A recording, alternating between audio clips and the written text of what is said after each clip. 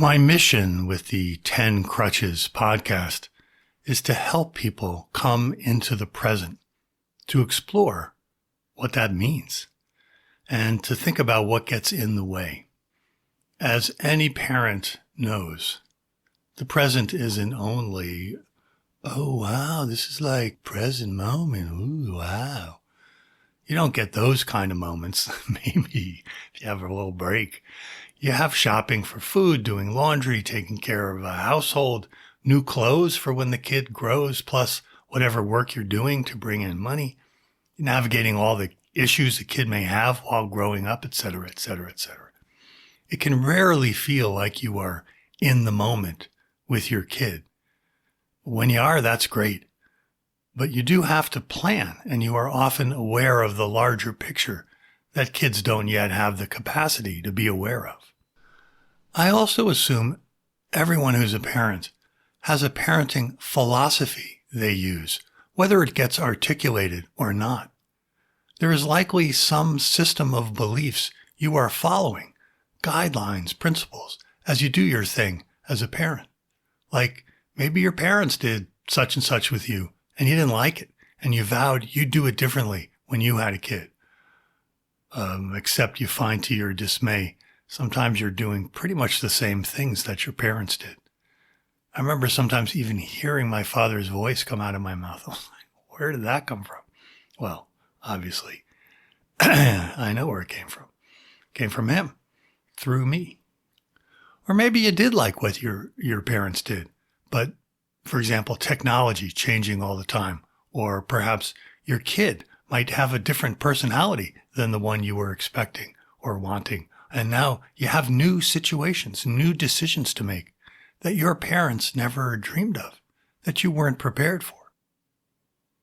It's easy to find yourself raising a kid in a way that isn't working out as well as you want. And if it is working out really well, why not be open to a couple of new things that might help it work even better?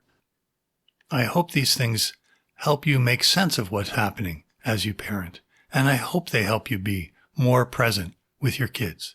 So that's what I want to talk about today. Hello, and welcome to the 10 Crutches podcast. My name is David. I'm glad you're here.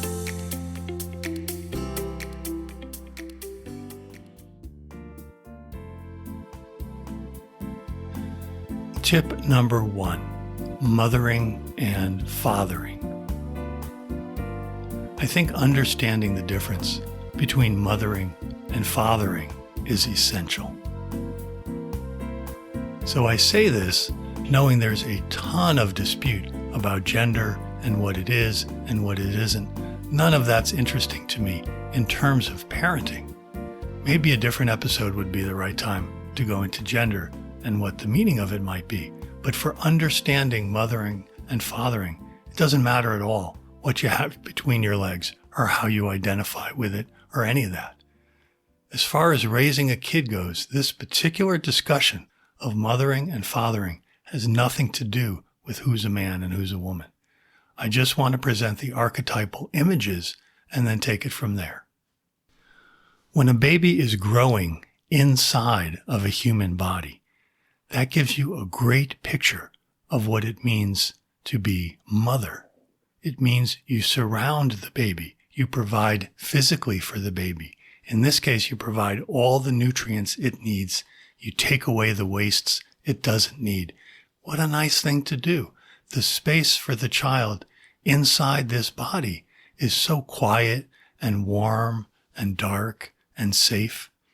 And then once the child is born, the reason this image is so important is because the child still needs this kind of care and attention, but molded and shaped according to the development of the child, the circumstances you're in, personalities, etc. But the all-encompassing love, the nurturing care, they are still needed by the child. So breastfeeding or feeding with a bottle are extensions of this central image. Feeding a child can be done by a man or a woman, by someone with a penis or a vagina. I trust you can see mothering by this archetypal image definition is gender independent. The one who gives this kind of care can be anyone who has it to give and wants to give and sees that the child needs it. The father, that archetypal image means you are waiting outside the pregnant body for the child to be born. That's the position of father. And that means father is the one who stands between the rest of the world and the child. It's up to the father to protect the pregnant woman from whatever dangers there might be and help there be a safe space for the child to be born into. The father introduces the child to the world, stands between the child and the world, and between the world and the child. The father, archetypal father, not the person with the penis. The function of fathering is to be between the child and the world. So now, to me, we have some useful definitions. When you're giving the kid a bath, singing a song with them while they soak in the tub, maybe playing with the rubber duckies or something, that's mothering. Whatever your gender is, that's the mothering action. That's the mothering archetype. The space is safe and warm and filled with care, and it's fun. Taking the kid to the first day of kindergarten, that's fathering. That's being the intermediary between the child and the world, choosing to send the kid to school rather than homeschool. Whatever goes into that decision, you are making decisions for the child and helping the child navigate the larger world step by step as they develop. So while you are doing this fathering of sending the kid to kindergarten, you may pull them aside and give them a hug and whisper something in their ear and give them a little bit of mothering. I think this very simple point of view can really clarify things for people. Is your kid getting enough mothering? From enough people? Who's doing the overall fathering? How is the fathering split up, if it is? If the kid is crying on the first day of school and the mother of the kid feels guilty about being a bad mother, to me that's a misread of the situation. You're doing fathering in that moment. Sure, there might be better ways to prepare your kid for school, but that moment has nothing to do with mothering. Mothering, nurturing the child. Fathering, helping the child navigate the world. Mothering, surround the child with as much love as you can. Fathering, acting as the ambassador between your child and the world, and between the world and your child, kind of like a concierge. Eating popcorn, watching a silly movie cuddled up together on the couch, mothering. Opening a savings account with your kid and teaching them about money, fathering. By knowing what you are doing and when, you can orient yourself simply and quickly. You can keep a balance much more easily. You can fluidly shift as needed. You know where you are with your kid and what you're doing.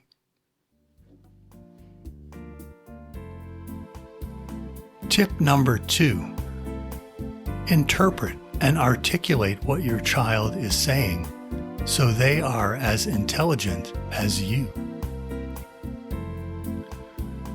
Children, particularly the younger ones, don't know how to articulate the reasons for what they want or what they don't want. For a 2-year-old, what they want or what they don't want is usually quite clear. Give me that! Or maybe just, no! But children, particularly these younger ones, often don't know how to articulate the reasons for what they want or what they don't want. And if you try to engage with them, you may only get because. You can possibly train them to say something or other, but their little brains have often not yet developed the capacity to intelligently explain and articulate their position. And they're certainly not going to understand your position. Let me give you an example. Let's imagine a 3-year-old kid playing quietly with some blocks in the middle of some imaginary scenario. Maybe there's a couple little cars moving around, little play people doing something or other in the kid's imagination. You had told them that morning about the party you're all going to in the afternoon, and then you just lost track of the time, and now you're getting ready to go in a rush, and you just scoop in and pick up the kid right out of the middle of their play. You pick them up and start carrying them out to the car. And the kid is very upset. The kid is screaming, no, I don't want to go. Stuff like that. You can say things like, you're going to have a great time. And you know what? So-and-so is going to be there. And you will love playing with so-and-so. And try to distract them. And this often doesn't work because it has nothing to do with the reason why the kid is upset. Or you might say, I told you this morning we were going to the party this afternoon, so stop your screaming. And this doesn't work because it also has nothing to do with why the kid is upset. So as the kid is still screaming, no, I don't want to go, they have their way of stiffening their little bodies and making it near impossible to get them into a car seat. And so now you find yourself saying like, well, if you don't stop screaming, if you don't let me strap you into this car seat, well, then I'm going to. And the power battle is on and the whole thing is a mess. So let me play once again the name of this tip. Interpret and articulate what your child is saying so they are as intelligent as you. When you catch yourself fighting with a 2 or 3 or 4-year-old, you may very well have taken a turn down the wrong road. Pause for a moment. Pause, and in your mind, give your child a voice that they couldn't really have themselves, but you give them this voice based on what you know about them. And you do this by looking at it from the child's point of view. What would the child say if, all of a sudden, they were a reasonable and articulate adult? It might be something like, hey, listen, I know you told me about that party this morning. I remember that. But when I'm in the middle of imaginary play like that, I forget everything. I'm not tracking time. That's your job. If you don't give me a 5-minute warning, if you just come and snatch me right out of the middle of my imaginary world, of course I'm going to be upset. What else could happen? If you were watching a movie and at some exciting part, how about I just pick you up and start carrying you to the car? If you imagine your kid saying something like this, which is a thing the kid might reasonably say if they knew how to articulate it, well, now you have something to engage with them that isn't only a power game. Now you have a genuine negotiation. You have their point of view and your point of view. If you imagine that they just said that, well, you might apologize to them for taking them out of their game so suddenly. And you might promise them that the next time you're going to leave time for them. You're going to really do your best to leave time for them to come out of their imaginary world. People like being seen. They like being acknowledged, even at 2 years old. So try this the next time your kid is upset and you're in a power battle and you remember this tip. You go, oh, what was that? Articulate the kid. Just where are they at? What are they saying? Because all that's coming out of their mouth is the no. What would they say if they could really articulate it? If there were really some discussion, you still have the authority. You're still the adult. You still have to make the decisions. But at least it's done in some sense of cooperation with this child who you're caring for.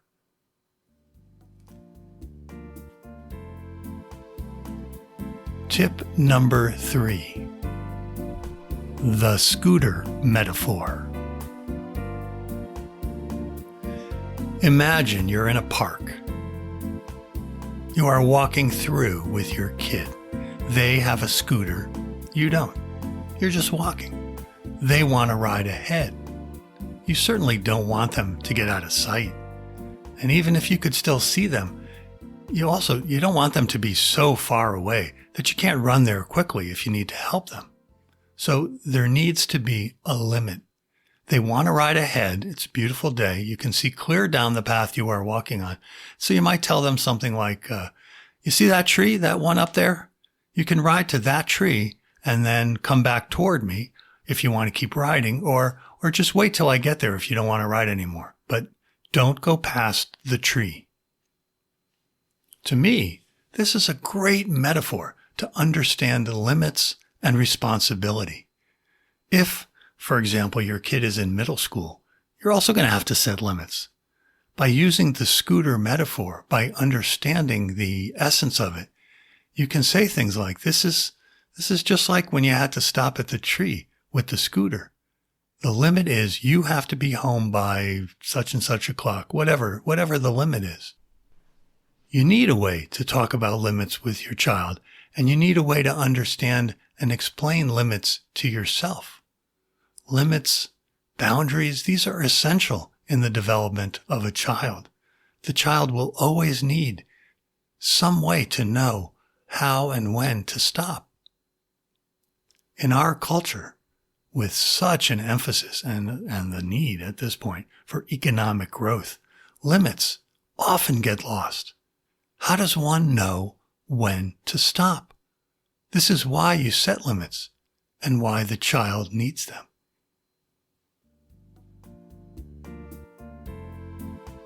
Tip number 4. Aim for the day you stop being a parent. If we can keep going with number 3 for a moment, the scooter metaphor, the day you stop being a parent is the day they ride off on the scooter and they no longer have to ask you about or even tell you about where they are going or how far they are going or when they will be back. As a parent, it's up to you to make up for the incredible loss in our culture, the incredible loss of clearly knowing the difference between a child and an adult. There are plenty of indigenous tribes that do it much better than us. They have ceremonies. I read about one, for example. They would break the tooth off of a 13 or 14-year-old boy so that they were just like all the men who had a tooth missing. That's how you know you were a man. The mothers would no longer expect to be called mother. And to the father, the new man was one more man among the men of the tribe. Their status changed clearly at a given moment, at a given time. It changed clearly from child to adult. But our culture lacks that. Is your kid starting college? Are they an adult? Well, probably not if they still live with you, but probably yes if they're going and coming and doing all their things on their schedule whenever they want, but not because you're still paying the electricity bill and their college tuition and. So are they? When are they an adult? If not, what are they? If yes, how do you know? I think this is hugely confusing to both children and parents. What criteria do you need to know for sure that your child is now grown up? That they no longer need parenting. They need you. They need the relationship. They need your friendship. They need your advice. But they no longer need you to have the authority of a parent because they're an adult. Some will say the child always needs the parent and that the parenting will never stop and that the authority will never stop. And I do think there is something to be said for that. But a parent with authority who is raising a child, an adult who is taking care of a household, say by paying electric bills, doing the shopping, making sure a leaky roof gets fixed, raising the child, the children, etc., etc. This adult or the couple needs to be gradually teaching the child more and more to take on this adult responsibility. It doesn't make any sense to me to be raising a child without helping them grow into ways that they take care of the household that they are in, whether it's your household or the one that they have when they leave your household. And you also teach them to take care of the community that they're in. Take them to volunteer somewhere and learn about helping others, about helping making the community a better place. But when are you done? We all need friends and coworkers, companions. We all have relatives, cousins, aunts, uncles, etc. We all need people who know us and love us and care about us. People who can help us out in a pinch, and people who we can help as well. But none of these friends and relatives have authority over our lives. Maybe you ask sometimes for advice from the people in your life, but you never think they're going to tell you what to do and then you obey them. I think it's like that when you're parenting a kid. In this society at this time, there comes a day you'll still be connected, you'll still care tremendously, but you won't have any more authority. You can just say what's on your mind and then wait to see what happens with that adult who used to be your child. Plan for that day. When you are raising a child, you know that that day is coming.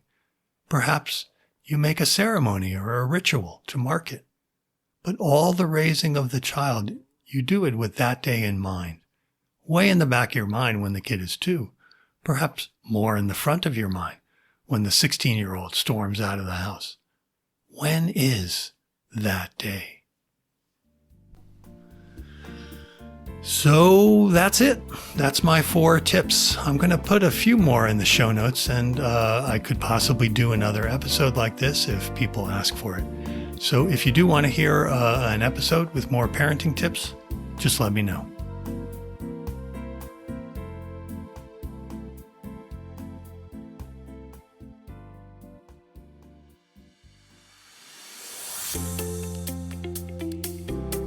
Thank you so much for listening. I'll see you next time.